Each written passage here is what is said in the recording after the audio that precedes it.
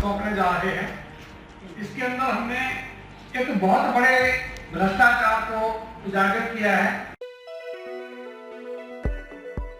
राजधानी Delhi United front for truck transport and Sarathi association UFTTSA ने की प्रेस वार्ता। प्रेसिडेंट राजकुमार यादव ने मीडिया को संबोधित करते हुए दिल्ली सरकार पर आरोप लगाया कि दिल्ली में वाहनों में GPS लगाने के नाम पर अरबों का घोटाला हो रहा है। इस मामले में राजकुमार ने PM, गृह मंत्री, LG, CM और ट्रांसपोर्ट मिनिस्टर को पत्र लिखकर इस घोटाले की ओर ध्यान दिलाया है। इसकी जानकारी आज जहां प्रेस क्लब में आयोजित प्रेस कॉन्फ्रेंस में राजकुमार ने दी। इस मौके पर UFTTSA से अधिकार मौजूद। इसकी जानकारी आज यहां प्रेस क्लब में आयोजित प्रेस कॉन्फ्रेंस में राजकुमार ने दी। इस मौके पर UFTTSA से अधिकारी मौजूद थे।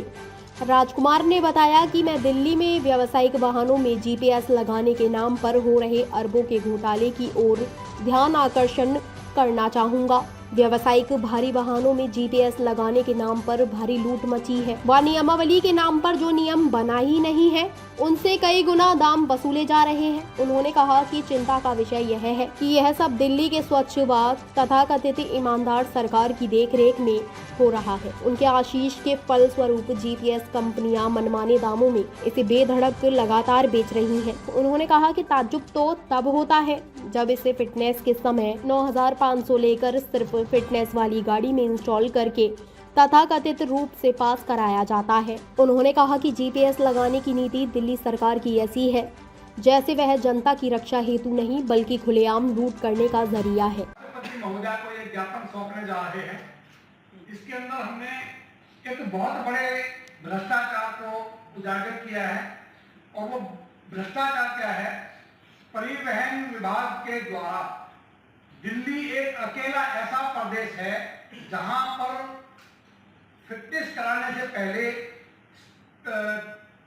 GPS लगाना अनिवार्य है। और GPS भी कौन सा, जिसको बोलते हैं पैनिक बटन वाला GPS।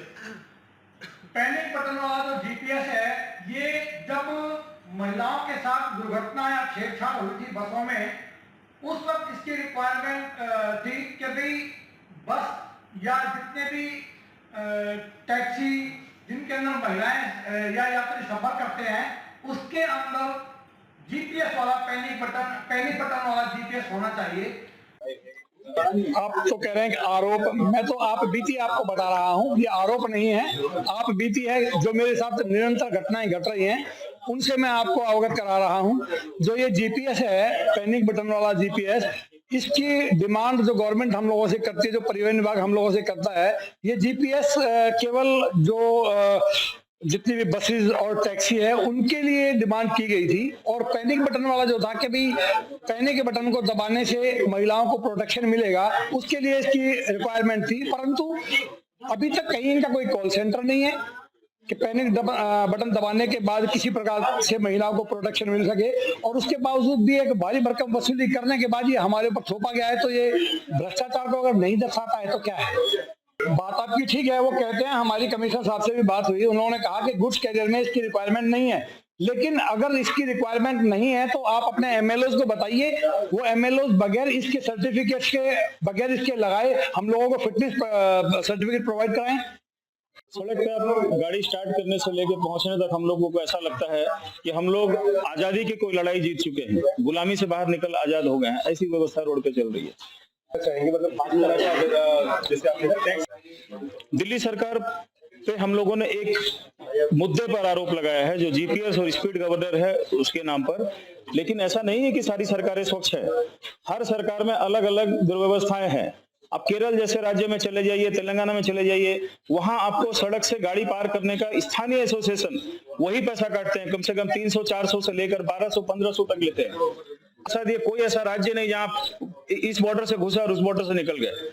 कहाँ भ्रष्टाचार नहीं, हर जगह भ्रष्टाचार। नीचे से लेकर ऊपर सिस्टम तक जाता है। कौन लोग है वो मुख्यमंत्री से नीचे लेकर के नीचे ट्रांसपोर्ट कमिश्नर को देते हुए नीचे सिपाही तक जाता है। और स्थानीय के अंदर से कितना पैसा जो है पर डे इस तरह कम से कम 10 से 12 करोड़ कम से कम। वो के कहावत है, खरबूजा कटता है तो बराबर बढ़ता है। ताज़ा खबरों से जुड़े रहने के लिए हमारे चैनल को सब्सक्राइब करें और बेल आइकन को दबाना ना भूलें ताकि हर खबर की नोटिफिकेशन आपको मिलती रहे।